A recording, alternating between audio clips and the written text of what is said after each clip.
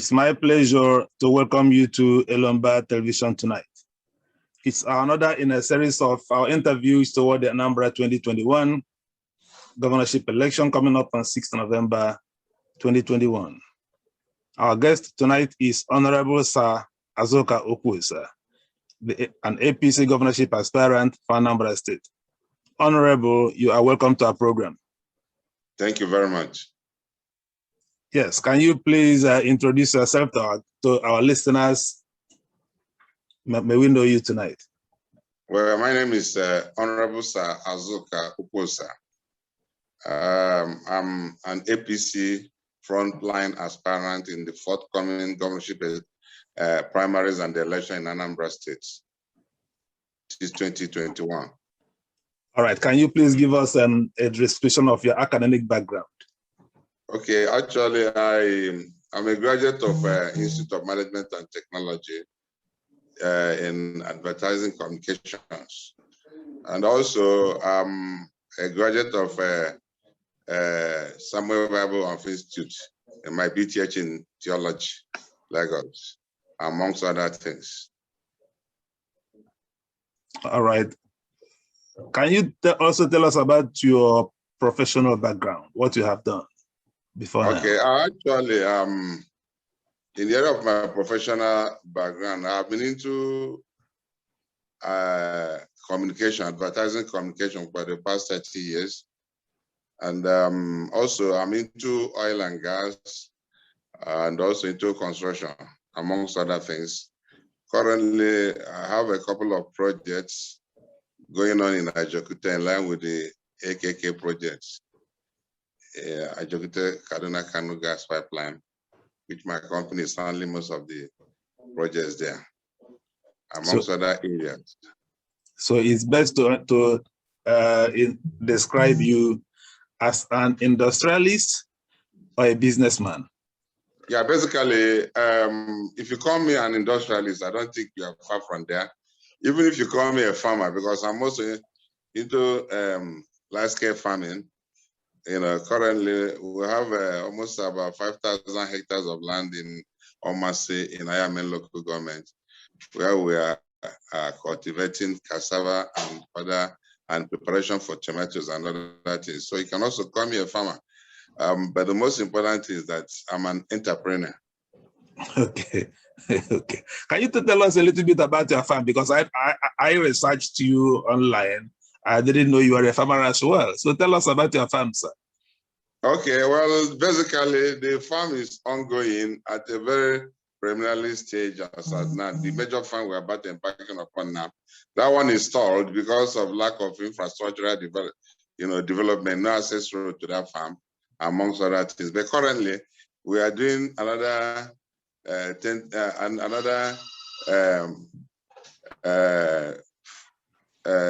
500 hectares of farm in my village, Orifite, in APC local government, where we intend to go into animal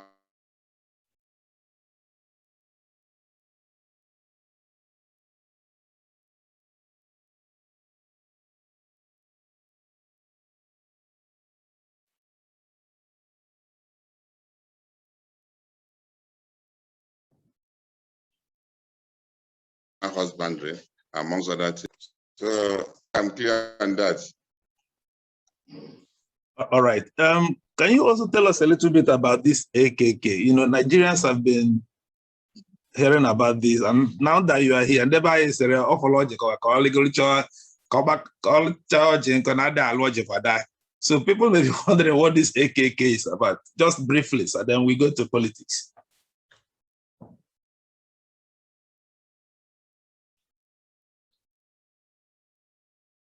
I think can you please unmute yourself? I think when you were a little bit offline, you got muted. Can you unmute yourself? For industrial development, amongst other things. Because, you know, the major problem we have today in Nigeria is that of energy. So by the time this project is completed, it will afford Nigeria an opportunity for a stronger upliftment in terms of industrial revolution, amongst other areas in Nigeria. because power plays a formidable role and a very important part in what we are doing. And without power, you cannot go far. Industries cannot function, and other areas of, and without industries, a lot of things we are doing cannot actually be in place. So power is a key to not only industrial, but economic upliftment of every nation. So Nigeria. So, right now, this pipeline goes from Lokoja to Kano and Kaduna. Will it later be expanded to other parts of the country? Definitely. Already, as you can see, there are a lot of pipeline projects going on simultaneously, which has already been done by federal government over the years, both in Lagos, both in Niger Delta and other areas. This is just one of the numerous projects which is among the ones that has been done and an ongoing one currently in the country today. Okay, so if I may ask, how long have you been a player in the oil and gas industry? I say for the past 30 years. Wow, that's nice. Cool, so let's go into politics now. When was your first foray into partisan politics? Well, my involvement in politics actually came by accident. As if I say an accident, it doesn't really mean an accident. I was involved in politics out of interest. And as a matter of fact, there is no school you attend before you can be qualified to call yourself a politician. The day you choose to be one, that's the way you become a politician. So, however, I was involved because of my relationship of the late Dim Chukwuemeka Odumegwu on when he came back from exile in 1982. And invariably, I got close to him in Lagos, worked closely with him, and as a matter of fact, I understudied him for 10 years. So by 1994, because of my relationship with him and my involvement in politics by way of association, I ended up finding myself as a local government chairman in.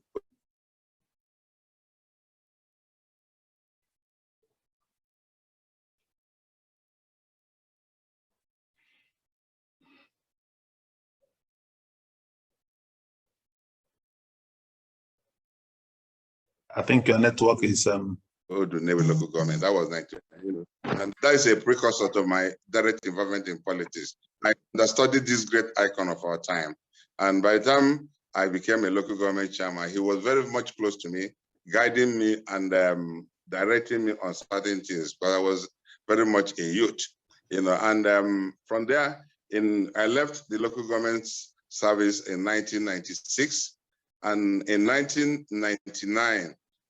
To 2001, in 1999, I became the Honorable Commissioner for Works and Transport in Anambra State and the Chairman of the State Tenders Board. I functioned in that position till 2001 when I left the services of the state. And subsequently, that has been my foray into politics.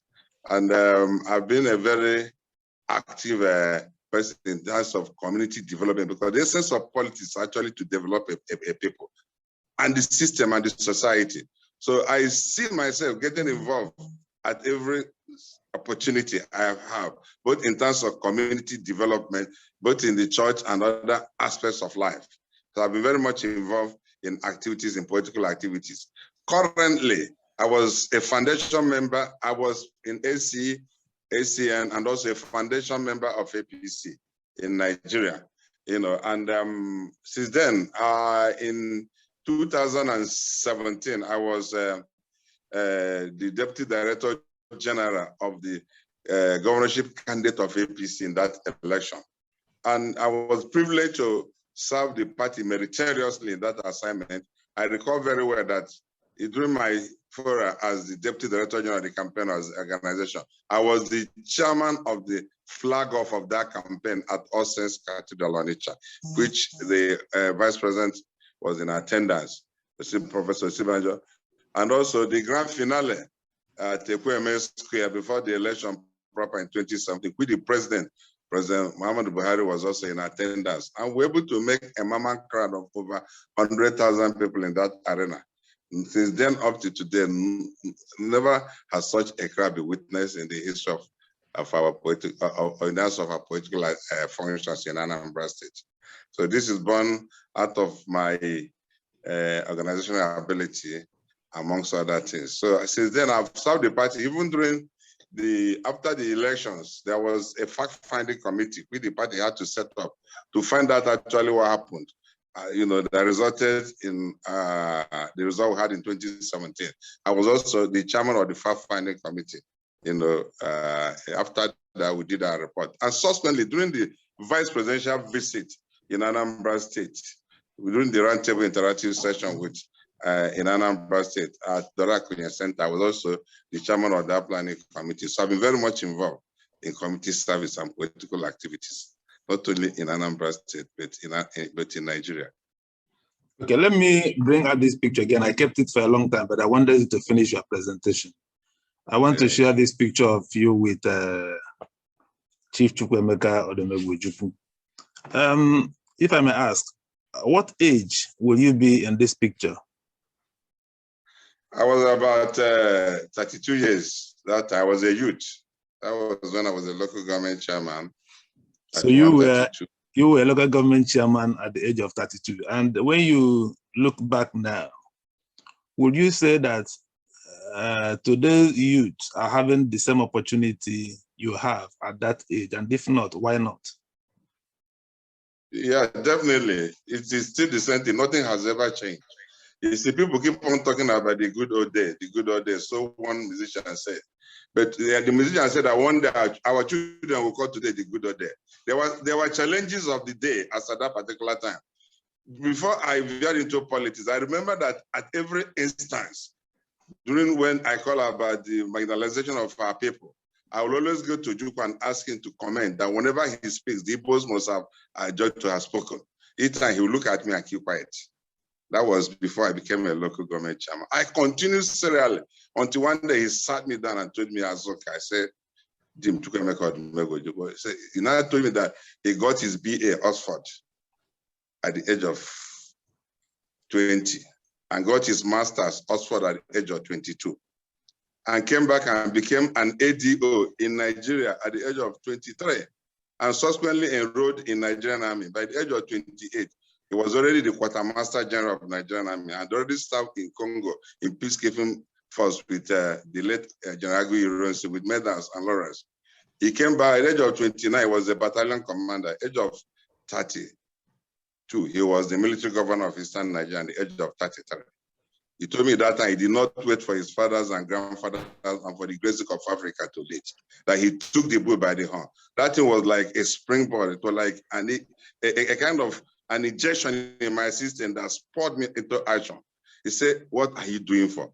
That was when I started getting more involved into Igbo identity movement, trying to also integrate with other well-meaning people, amongst other people, even getting involved in other sociocultural organizations in Lagos. And from there, I started doing articles and everything. It is my experience. You see, if you don't learn, if you don't study to start, you never learn. And if you don't learn, you cannot have anything to offer.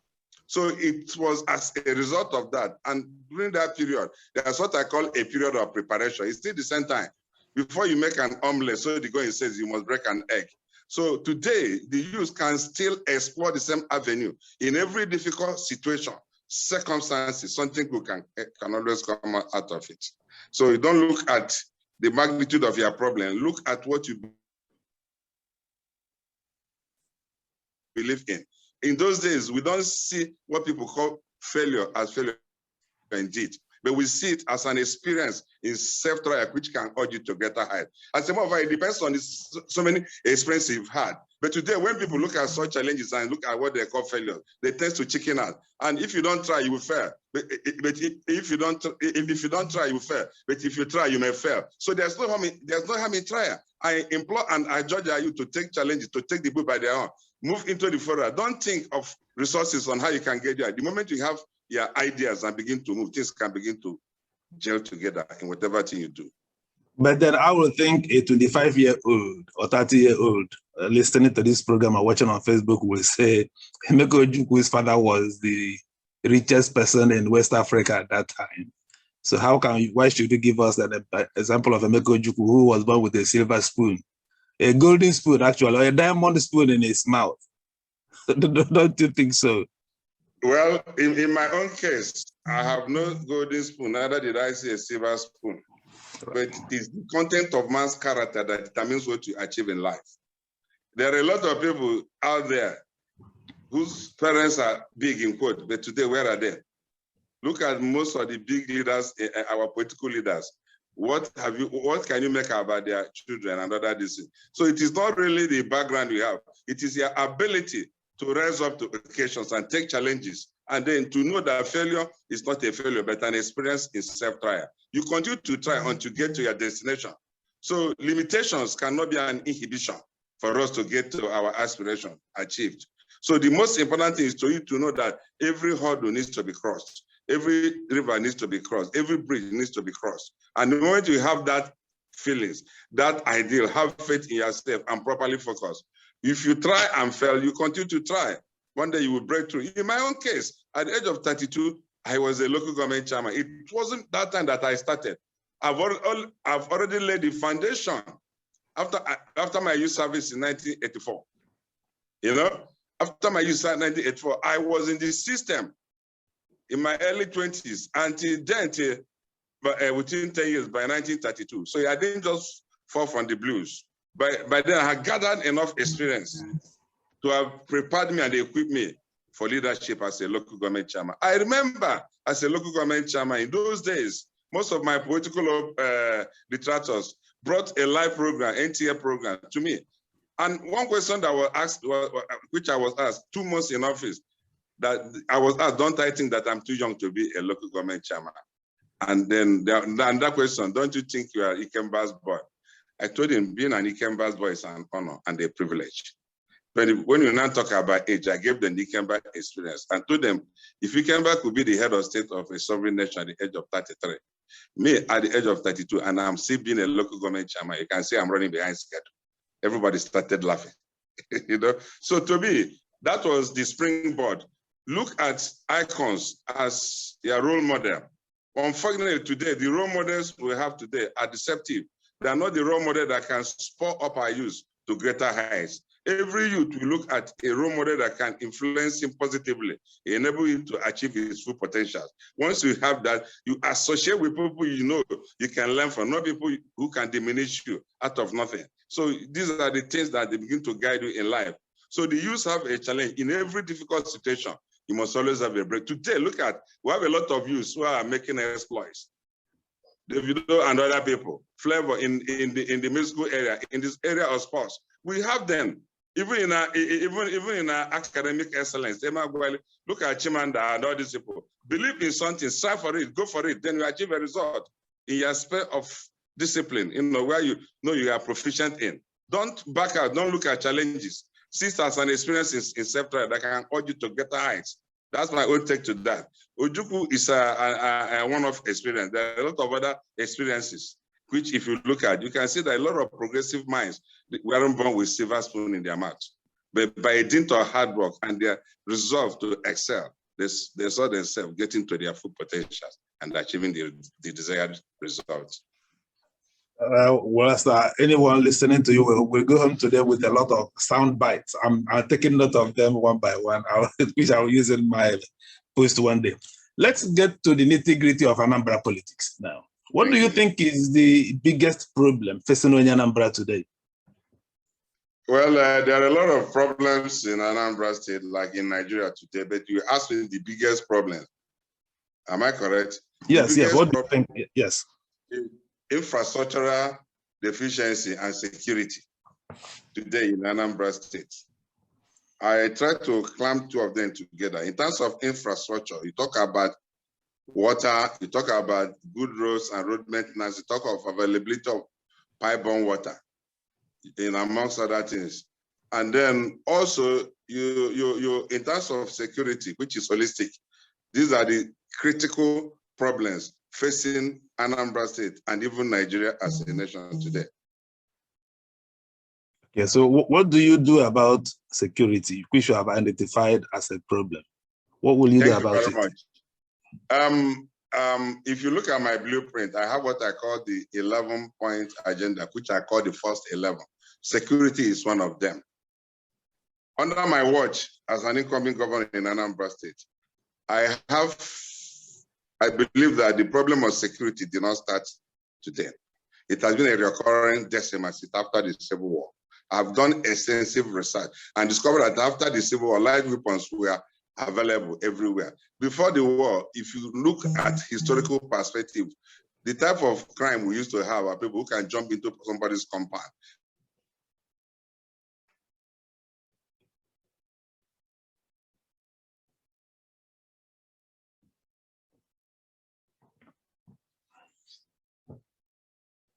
And there's a network problem, which we believe will be. And by the time you shout, the person they now graduated from coming to you, using their arm, arresting you, tell you to bring your money. From there, gradually in the 70s, it graduated. By in the 80s, we've seen a lot of serious crimes, up to 90s. Then we start seeing the issue of crisis in Niger Delta, kidnapping and everything became a new wave in crime in Nigeria. And progressively, we saw the incidences of what I call insurrections, like the Boko Haram, the Matasine riot. You see the issue of Niger Delta, and currently the present problem in different parts of this country. So these are graduative issues. But security, like I said, under my watch, the way I have done from my critical analysis, I discovered that number one, there are immediate and remote causes of this problem. One of the major causes of this problem is unemployment in the system. Lack of job creation. You have a lot of vibrant youths who went to the higher institution, came out with flying colors. Nothing, but for 5, 6, 7, 8 years, no employment. These are hot-headed youths that needed an avenue to exploit their potential and to serve their fatherland. No opportunity. Reason being that in the 70s and in the 80s, when power was very much constant, we have a lot of industries functioning in the society.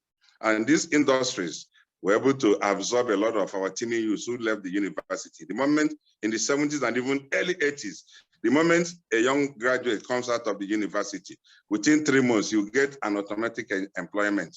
And before you know it, got a 3-bedroom flat and a car loan. Before 1 year, he'll get married and start taking care of his parents. But today, that trend was jettisoned, because after some time, due to power problem in Nigeria, a lot of industries could no longer cope, because they now see themselves spending about 30% of their capital outlay to provide for power generation. And at the same time, you expect them to compete with industries which are producing abroad.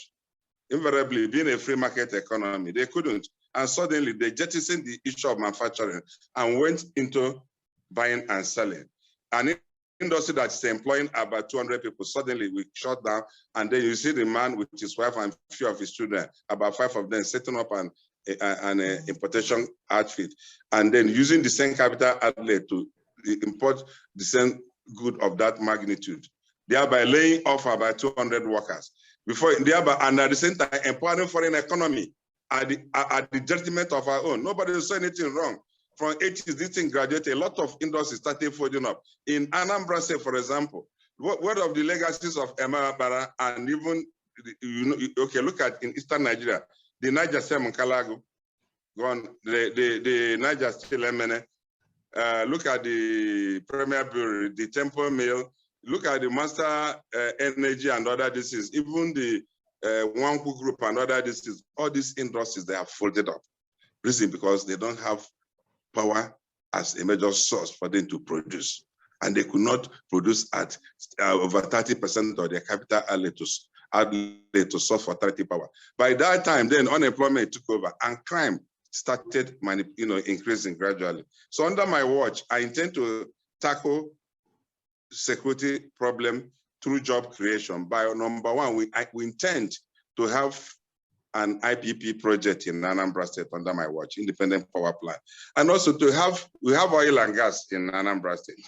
And we intend to harness these things and then reticulate it. Anambra landmass is very small. The only state we are bigger than is only Lagos State. So if, Anambra is just about 33,000 square kilometers as a whole. So if you look at it, if you do 100-kilometer triangular hub of gas pipeline from Onitsha to Nnewi to Awka, with a hub from Onitsha to with a hub to Ihiala, and possibly from with a hub to Ekulobia and Umuze. From Onitsha to Oka, a hub at Ibariam, from Ibariam you get to Utuacha. You have industrial clusters. Our people are not looking for you to come and build industries for them. They want to give them the enabling environment. Once you have this enabling environment, the industries will pick up again and there'll be job creation.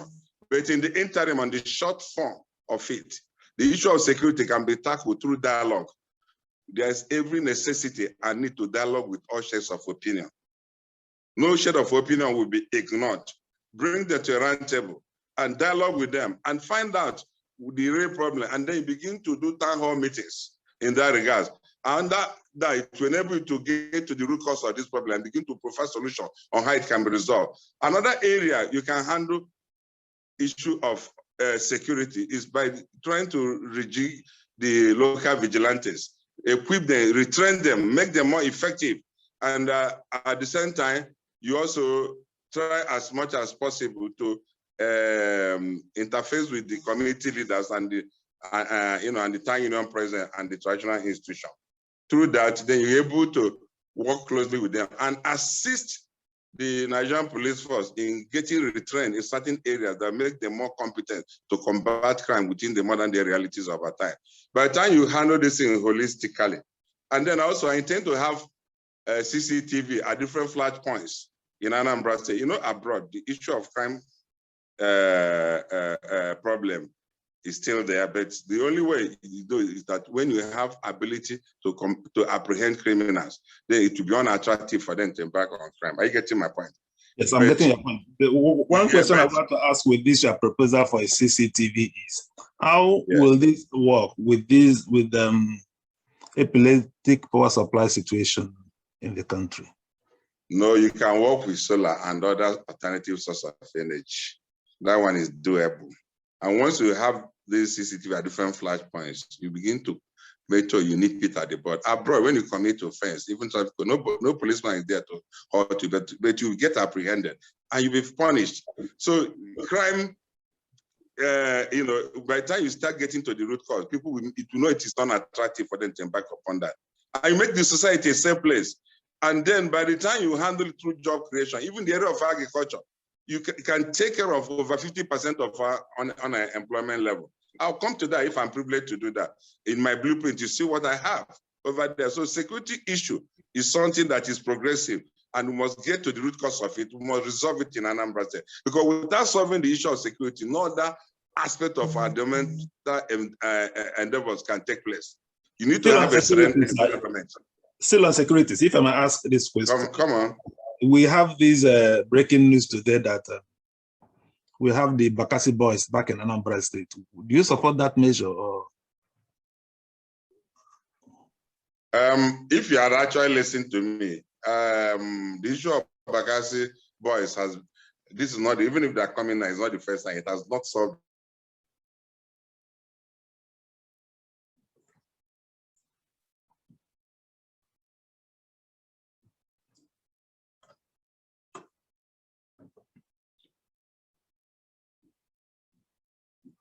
The problem. It's like problems. They look at immediate, long-term and short-term solution. The local vigilantes, if you train them very well, they can perform their duties. Because under the local guard, these are the people I believe in families, in villages, in communities with town union president, and then the traditional institution. When they work holistically, there is no community that does not know criminals in their entity. So whether you bring Bakassi or not, it does not work. This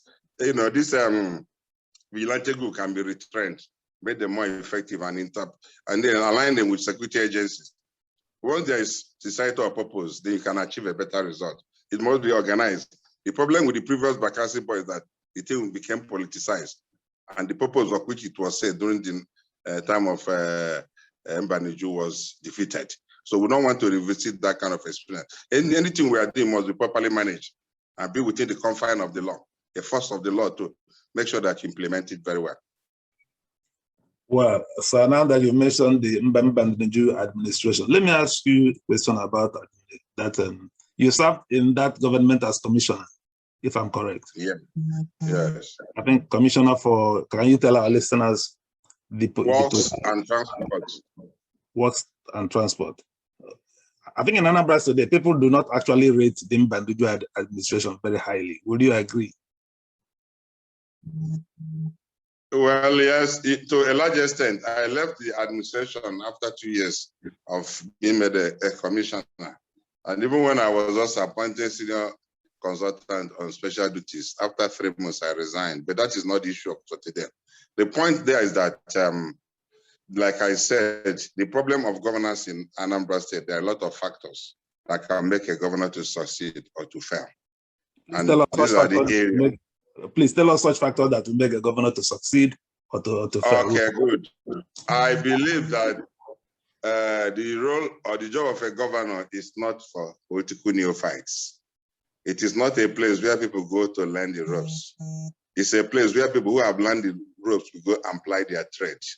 I believe that there are 2 critical experiences needed before somebody can effectively serve as a governor. Anybody who intends to be a governor today in Anambra State or any other state must have what I call entrepreneurial ability and political experience. Now,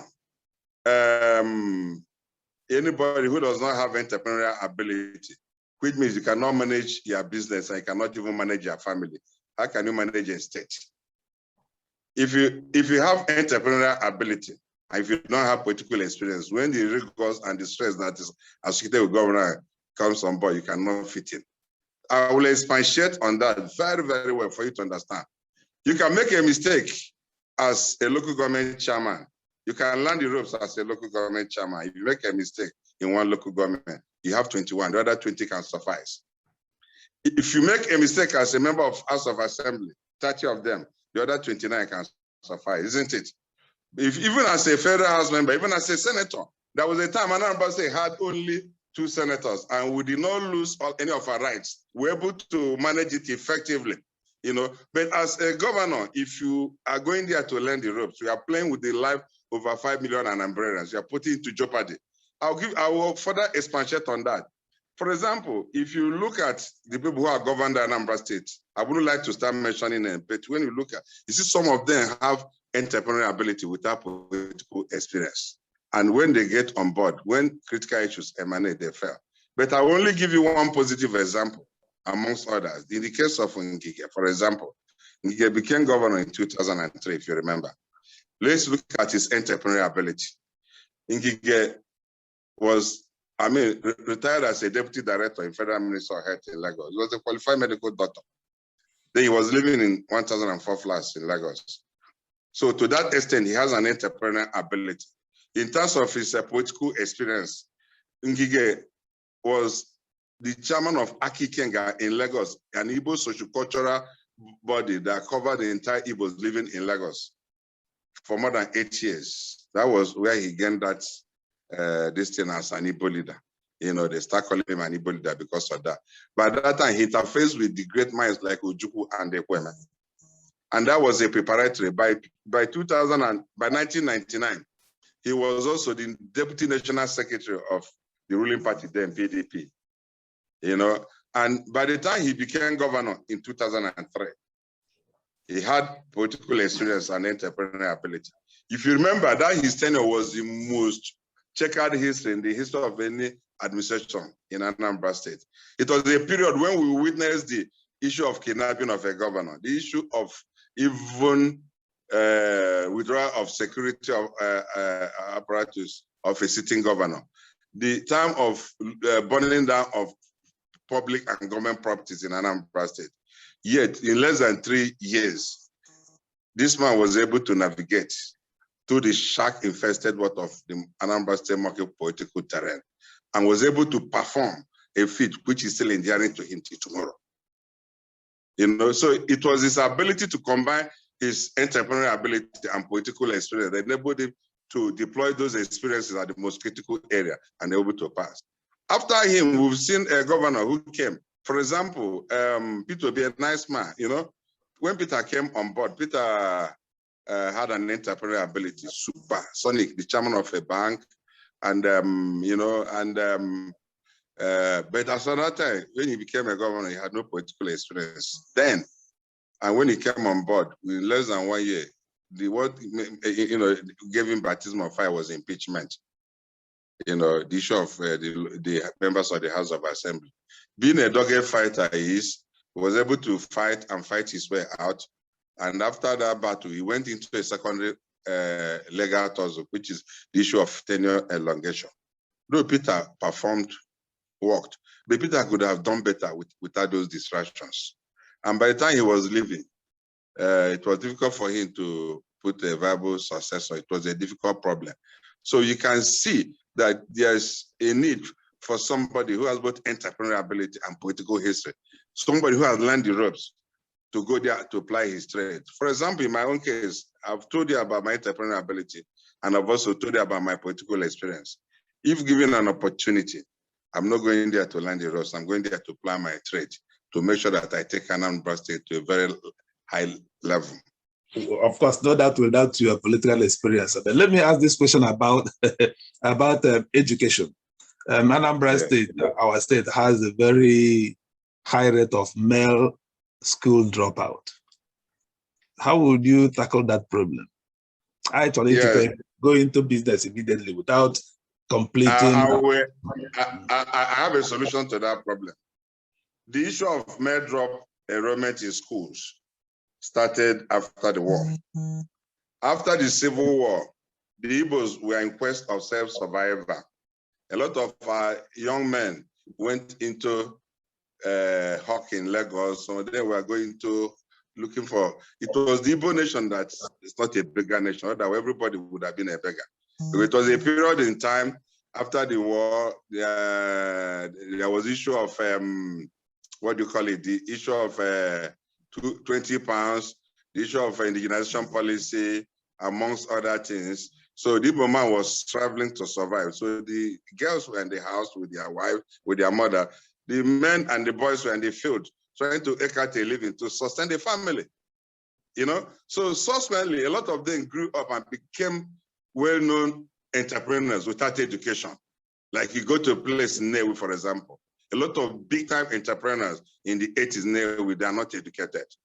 So a lot of the younger ones, as time goes on, saw these ones as role model.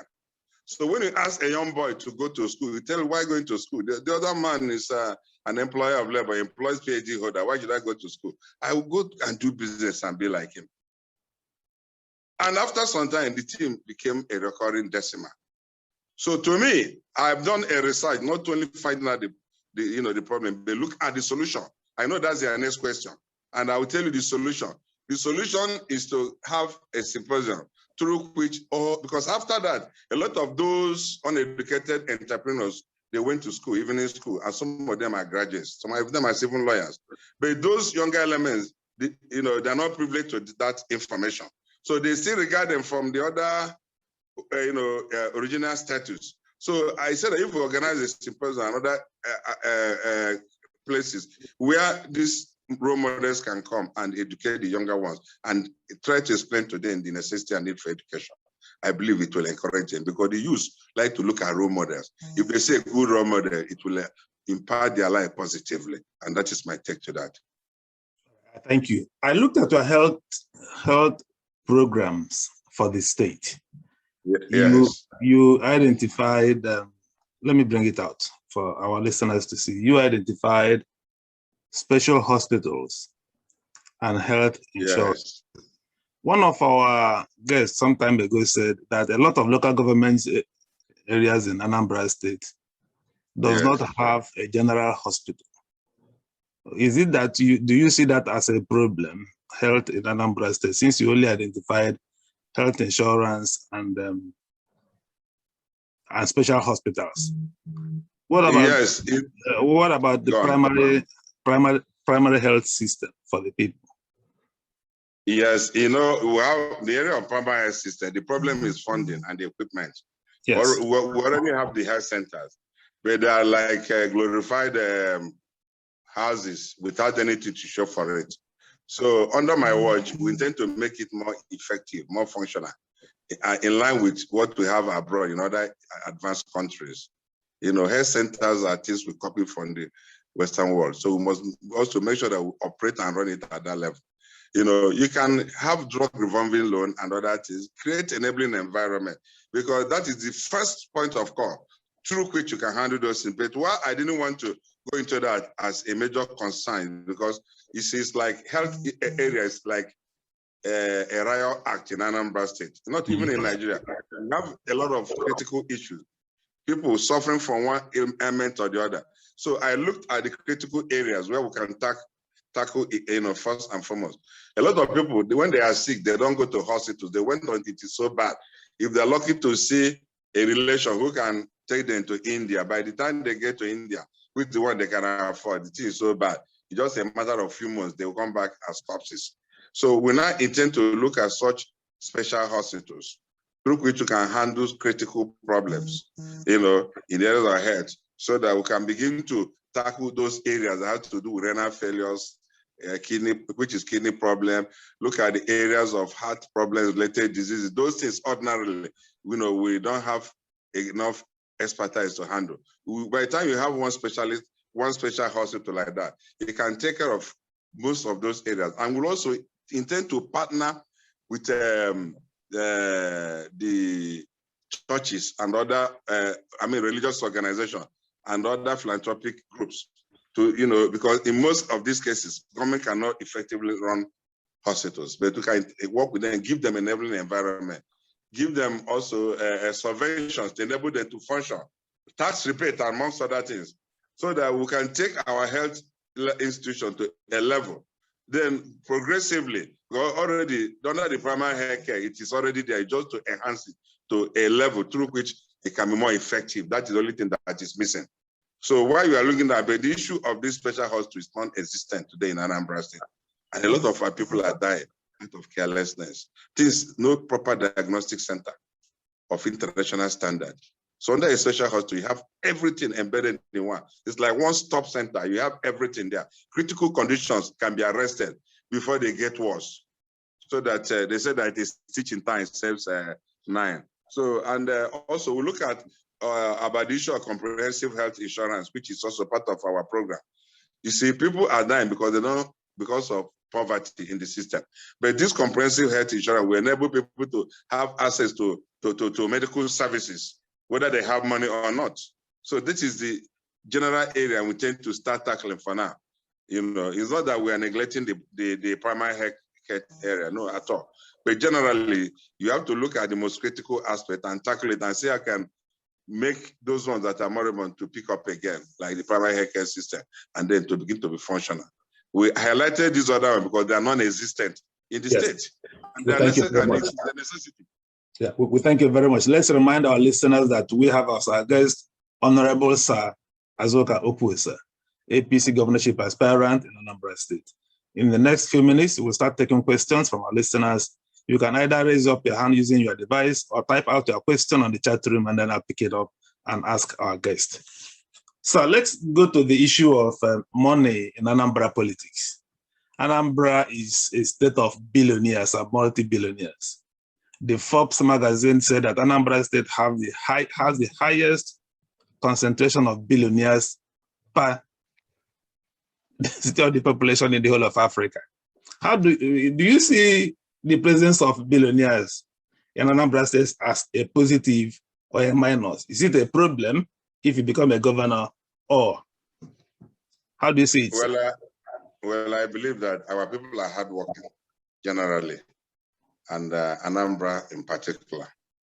If you go to any part of this country, with us, when you talk about an Igbo man, if you don't say an Igbo man, then that place is not worth living.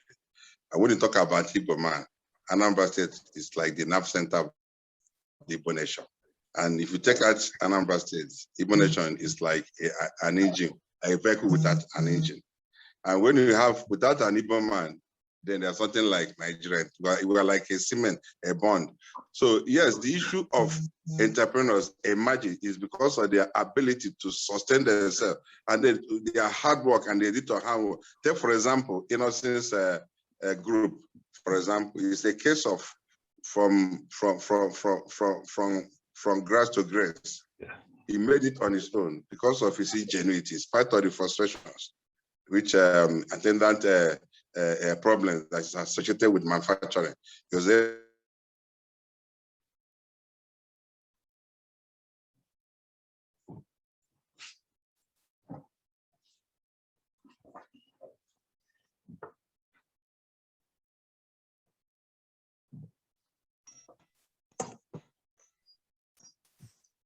to break the barriers, to make them more, to key into some developmental areas that is,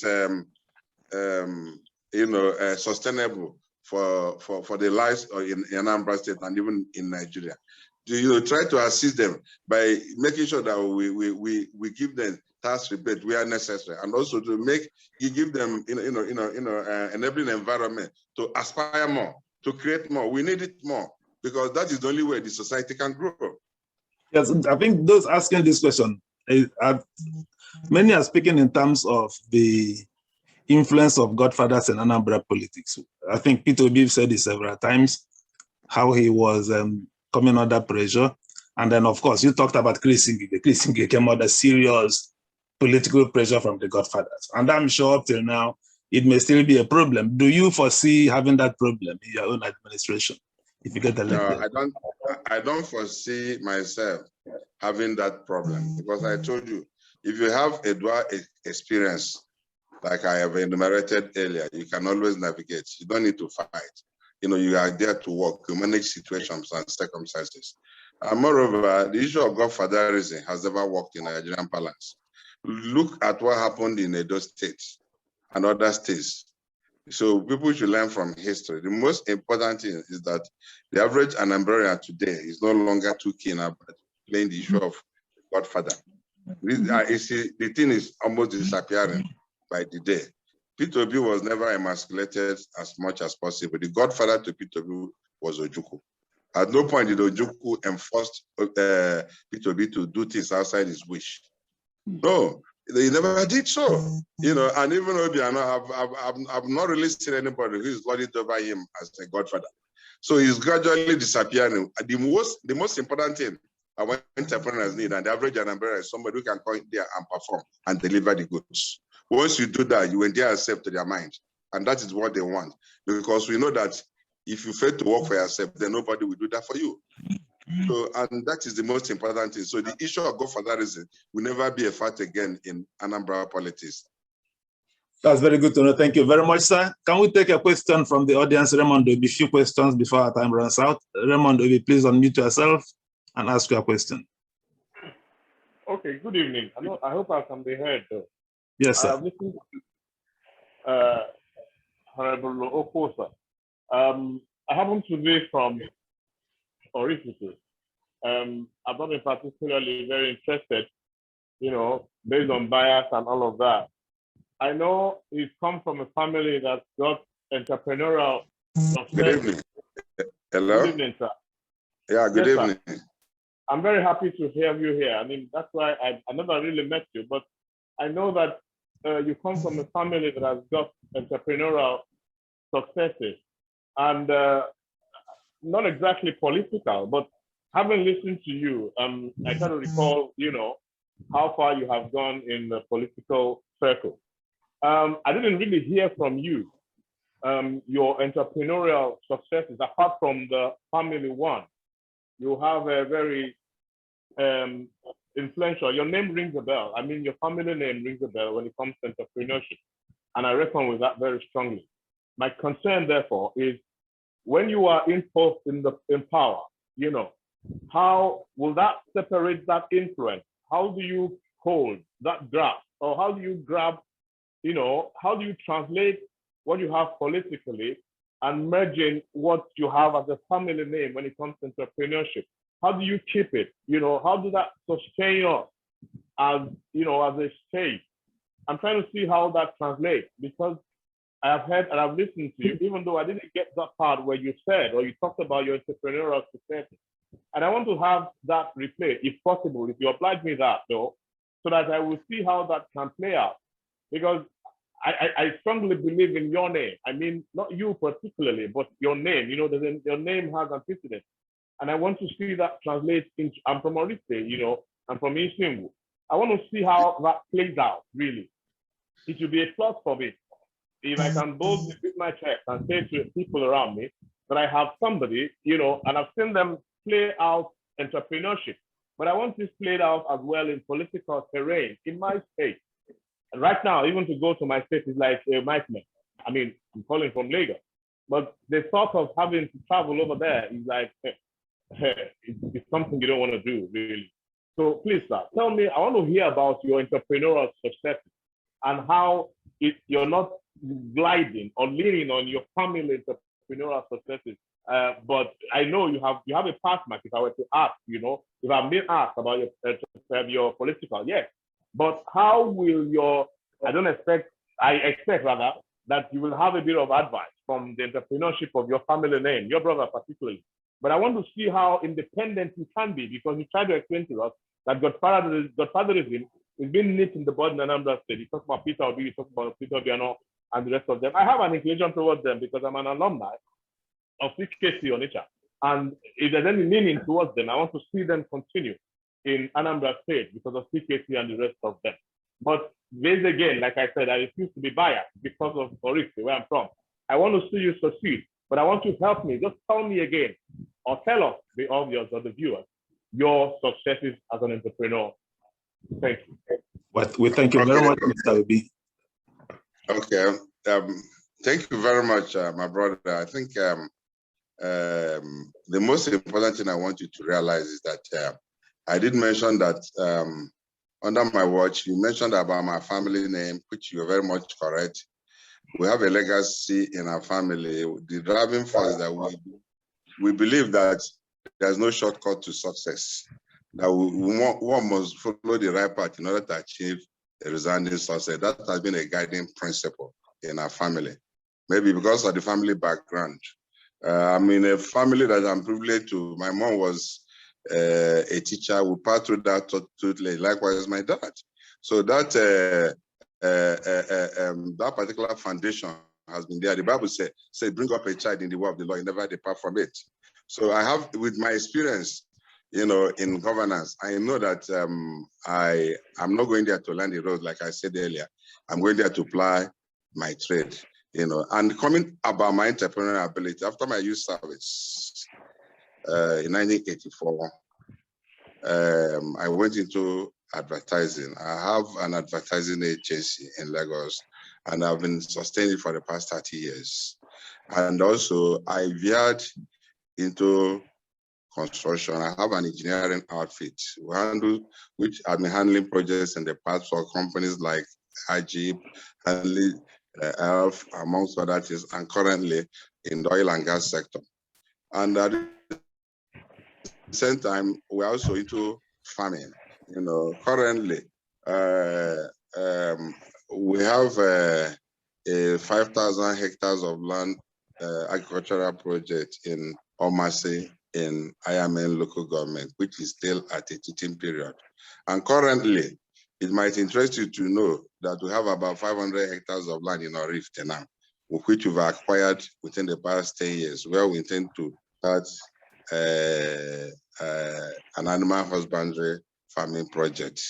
The purpose of these things is to enable us to create labor and employment for our teenage youths, because primarily they say that charity begins at home. What you want to do at the state level, you have to replicate it from your personal ability.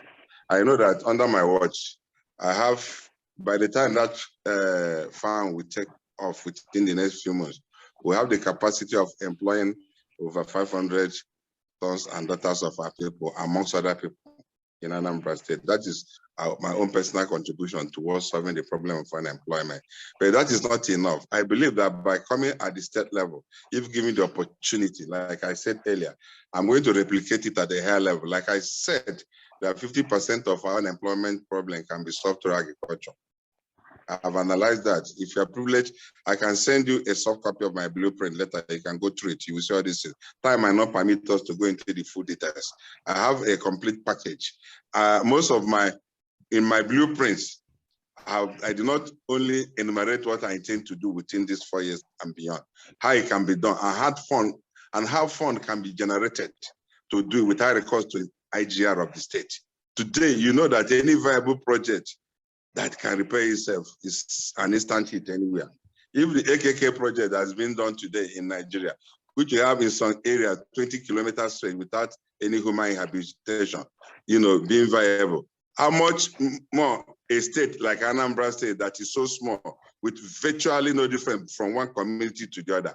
If you spend only 100 kilometer gas pipeline, you can create a lot of industrial hubs for people to start their manufacturing industry, because that is the thing that has been preventing us from doing that. I know the problems of our people, and I've been analyzing it, and I know the solution. And I know that once we get that thing solved, the issue of unemployment and even security will be addressed, because we stay here, we wear the issue, we know where it pinches. If we don't do it, we have no other community, we have no other state to run to. So we must stay here together and salvage it. It is the only thing we have, and it is the only legacy we intend to have behind. In case it might interest you also to know that one of the things that spurred me after 2017 governorship election, which I handled for my party, I wanted to quit partisan politics. But on a second note, I told myself, if I leave now, what legacy have I left behind for the younger generation? That I said, okay, I was a product of youth development. I was a youth as a local government chairman. I was also a youth as a commissioner for war. That was actually what spurred me into all these things. And I decided that I want to come in to develop Anambra State, to create the next level of leadership, which under my watch, I believe that youth and women will take about 50% of that administration, So that is that. So under my watch, it is a serious business. And I intend to assure you that these things are doable, and we're going to achieve it by the special grace of God. Thank you very much, sir. Can we take a question from Mazi HTM Okoye, please? Our time will soon expire, and maybe in the next 10 minutes. Mazi Okoye. Thank you, Dan. Thank you, Mr. Okwuosa. Mr. HTM, Mazi HTM Okoye, or Mr. HTM Okoye. I'm from Ukulu in Dunukofia, local government. I live here in the United Kingdom, Hertfordshire. My question is twofold. Regardless whether you got elected as a governor, how do you see Anambra State in the next 5 to 20 years? And the next question is, you and I know that politics is about participation and involvement. And I believe that the problem our people have with politics is one where somebody comes along every 4 years and promises them heaven and earth that they're going to solve all their problems. And in the end, they fall short of that, their promises. How do you intend to get our people more involved in the politics, in what affects them, so they can, see the transparency of what is going on? Thank you. Thank you very much. Thank you very much. In the issue of why people fail in governance, I've enumerated it. One, I said poverty of the mind and lack of experience, which is why I classify both entrepreneurial ability and political experience. Most people who fail, not because they cut out to fail, because it is not their fault. You don't offer what you don't have. But in my own case, I've learned through the ropes. Then also, that wasn't my question. Okay. Now coming to your question, how we can make the people to believe in us, isn't it? And to make sure how that do you get people involved? How do you get people to participate, to get involved in politics, in what affects them? Good. The only way you can get people involved is to show good leadership. Number one. Our people are good followers once you are a good leader, but they reject bad leaders. So once you show good leadership, our people will follow you. Show them the sincerity of purpose. Show them that you care about their welfare. Show them that you know that you are, and then the only way you can do it, like I said, the average Anambra, our people are not waiting for you to come and build houses for them or to even to build their factories for them. infrastructural development, give them basic enabling environment with security, provide good roads, give them good pipe-borne water, sources of energy, and then make certain things available to their people can develop. So under my watch, I intend to make these things available, infrastructural development. Do you realize, my brother, that my critical analysis, if you look at my blueprint, in the First Republic, under the watch of Anambra, water, we have pipe-borne water in every nook and cranny in the entire eastern Nigeria, comprising of southeast and south-south today. But today, what we see are relics of the old order, of the old tap. If water can be reticulated in the First Republic with a cake technology, how come that we cannot replicate the same thing when oil is being piped from Niger Delta to Kano or even Kaduna? Under my watch, I believe that once we create the issue of enabling environment, we can make water available. I've done an extensive survey on that. And I know no administration has ever done that in the history of this country since after the Civil War. And this is one of the burning desires I have in my mind. These are little things that when you create, the people will have confidence in you and they begin to work. Sincerity of purpose, the ability to leave a legacy behind. That is my watchword, and that is my driving force. I'm a student of Ikemba's political school of thought. And I know that this is a man who believes in selfless service. And I studied this icon for 10 years before I became a local government chairman in Newe under his watch. And under his guidance, I was also commissioner for Works and Transport. I've learned, I know the problem and I know where it pinches. And at my level, where I chose to come out to compete, ordinarily, the little I have is enough for me. But I know I think, if I may interrupt, sorry, Mazuko's second question, so that we will leave you to attend to your other party engagements. Mazuko's next question is, where do you see Anambra State in the next 5 to 10 years or so?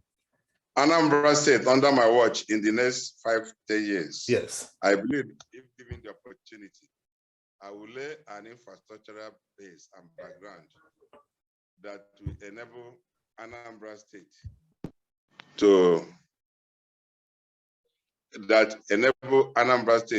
take off on a strong pedestal, to make Anambra State a hub of an industrial giant prospective in the next 10, 15 years. And that foundation is what I intend to lay if given the opportunity. And from there, we begin to replicate the glorious old days, which is reminiscent to the First Republic of Anambra, which under 4 years was able to make an Eastern Nigeria economy the fastest growing economy in the whole world.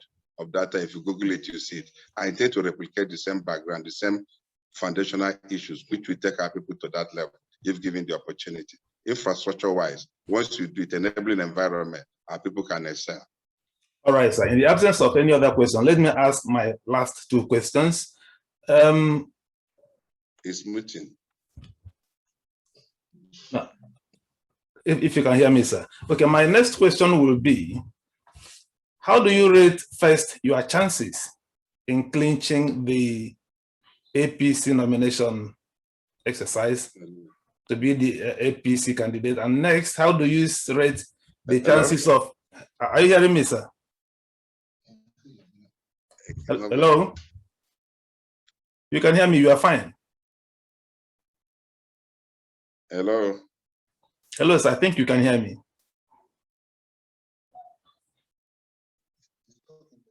I can hear you. Can you hear me, sir? Sorry? The network interferences. I think that I can hear him, so he should be able to hear us. I'm seeing his picture. Hello? Hello, sir. Can you hear me, sir? Chief Okwuosa, can you hear? Okay, you can hear me, right? Yes, I can. Okay, so I think it will be his network then. Network glitch. Let's allow him to come back. How do I get that? But we can hear him, so. Hello, sir. Can you hear me, sir? Him, yes.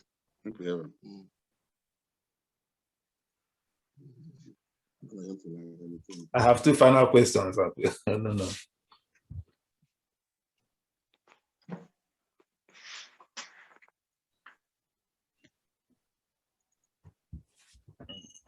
It will be moving very well. So yeah, I think it's just The network is low, so.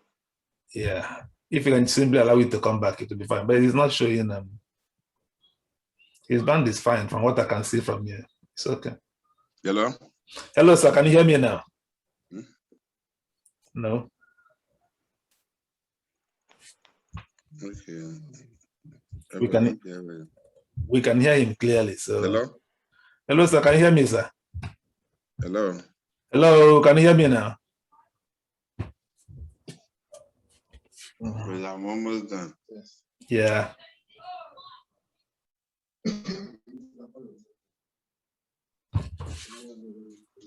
We're almost done.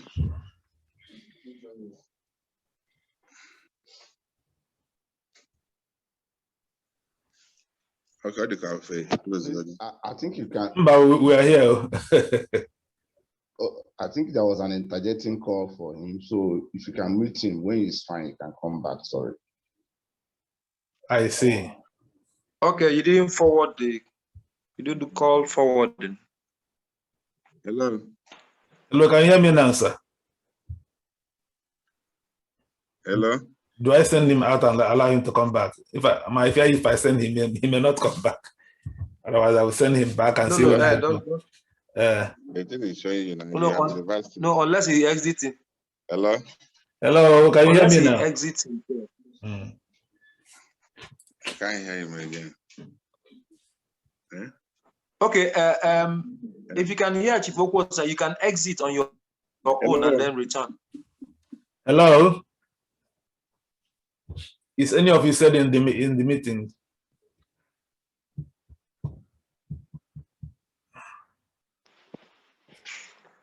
Felix, if you are here, you can ask him to exit and come back. He gets clearer. Hello? Okay. Yeah.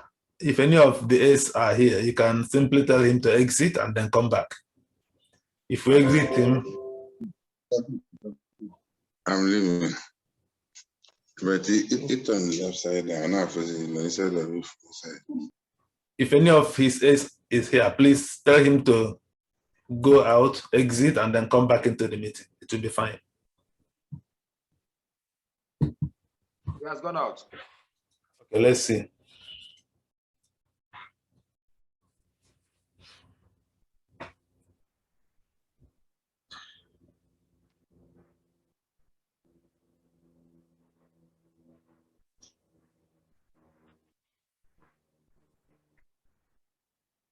Oh, he's back.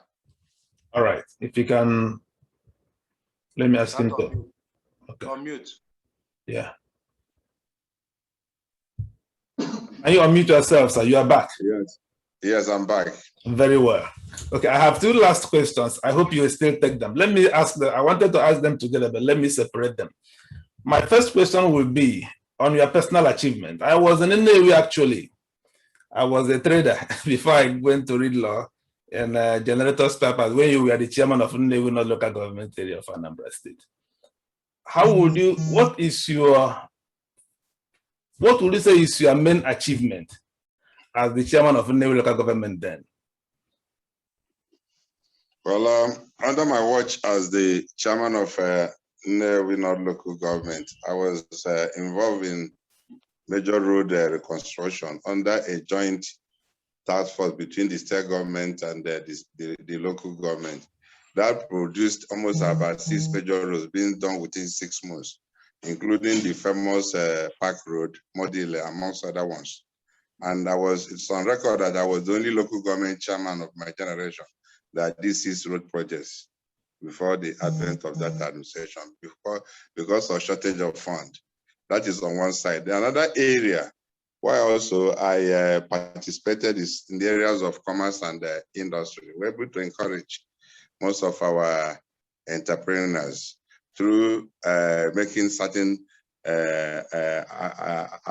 shorting them in certain things they are doing, making available land for them to be able to do their shops and other things.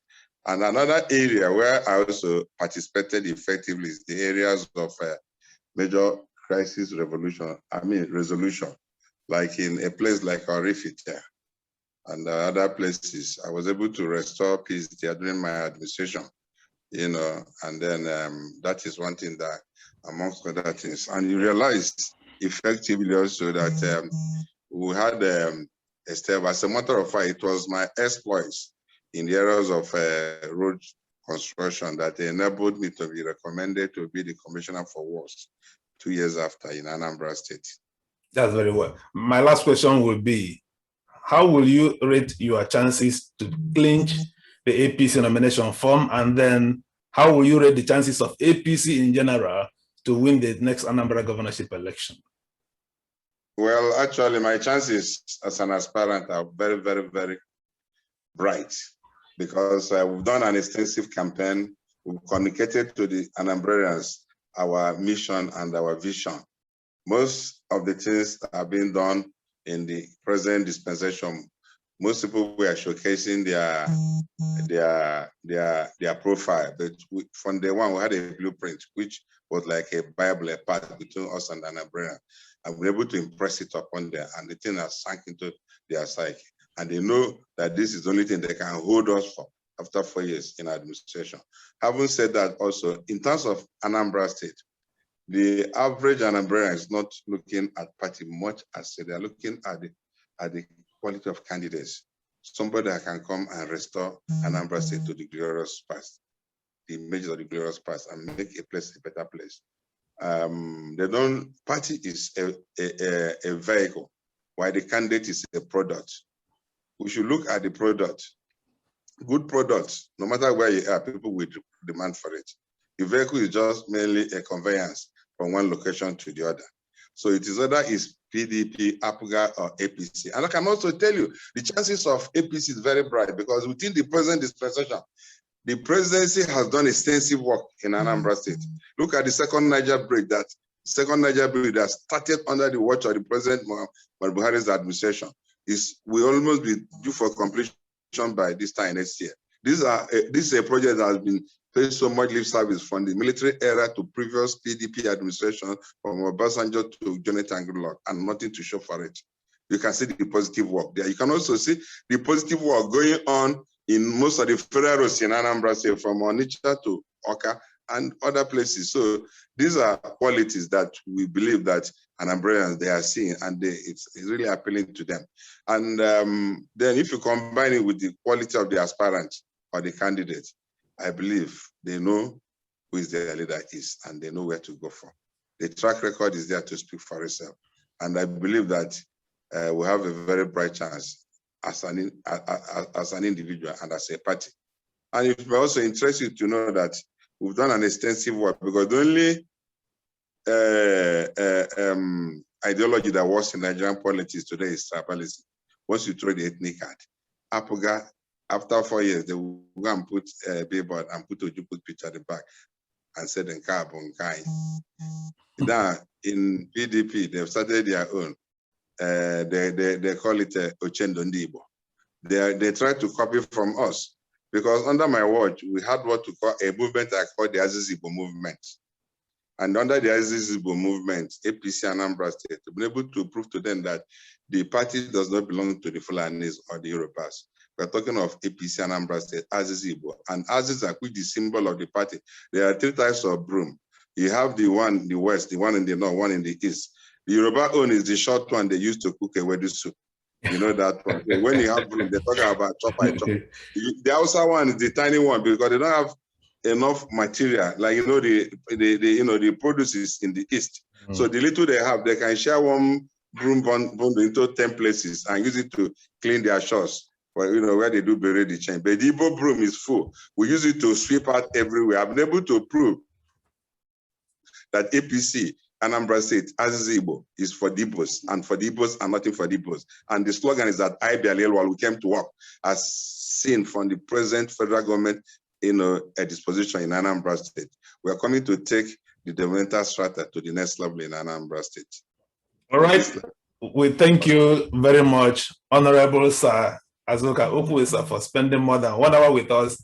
If I'm not taking anything away from tonight, I'm taking away the sound bites. And the last one is, the party is a vehicle, the candidate is the product. Thank you very much. Thank you. The product, yeah, definitely. Thank you very much for being with us tonight. It's been a pleasure speaking with you. Thank you very much, my brother. All right. And to our listeners and guests, if you will stay for the next